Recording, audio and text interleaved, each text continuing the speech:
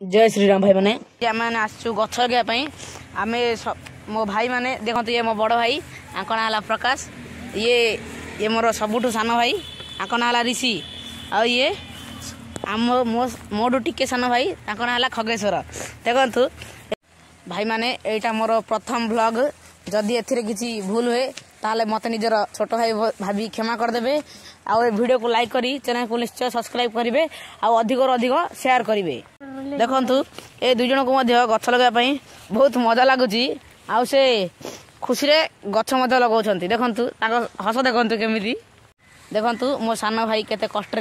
पानी आणुची आम बड़ भाई बहुत खुशी अच्छी खगेश्वर बहुत खुशी खगेश्वर कहतु तुम गछ लगे केमी लगुच बहुत भल लगुच। हाँ प्रकाश भाई तुम कहतु तुम गछ लगे केमी लगुच मत भी बहुत भल लगे गछ लगे जेहेतु गछ लगे आमको बहुत बेनिफिट मिलती जे आमको खरार वंचित खरा जो अधिक खरा आमको खरार साहय करे गछ गछ लगे निहाती दरकार समस्त मो भाई मैंने समस्त को अनुरोध जे आप गोटे मसर जमी 15टा गछ लगातु प्लीज लाइक शेयर करूँ।